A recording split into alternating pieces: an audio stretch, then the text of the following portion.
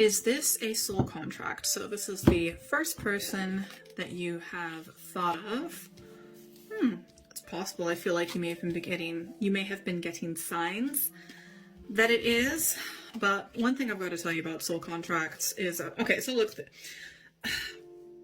I think it is, but it's not like the biggest soul contract that you have, okay? It's more like a minor soul contract, if that makes sense. Like one of the ones that, it would be good if it happened in this lifetime, but it wasn't necessarily going to happen. But I do feel like sometimes people will be like, oh, I meant to be with this person because it's a soul contract. Well, you know what? People who get murdered often have soul contracts with the person who murdered them, okay? So like, don't be all like, oh, it's a soul contract, which means I have to make it work. No, you don't. Contracts can be for a very short period of time, and they're often not forever.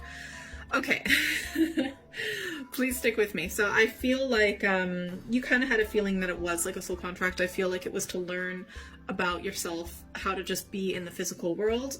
I feel like this person stresses you out, and I feel like they can almost be like a little bit manic, and there's been disappointment around this connection. I feel like this soul contract was to learn that sometimes just because you have feelings for someone doesn't mean that you're necessarily compatible.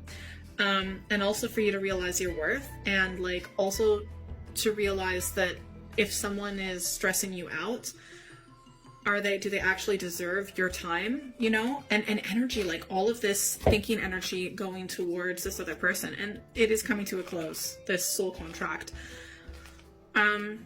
Just because you think they're a good person or a great person doesn't mean that they're the right person for you. I think that this whole connection might be working out a little too late.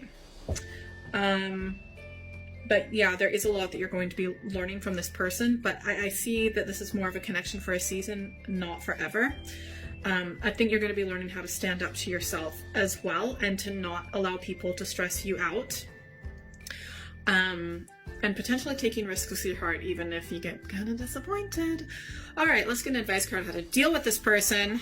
It's over. You need to realize that it's over. There's only so much stress that you can take, and you deserve so much better. And when this contract ends, there's the contract that you need coming up next. But you won't believe me. You won't feel it at the time because you're still grieving the loss of this one.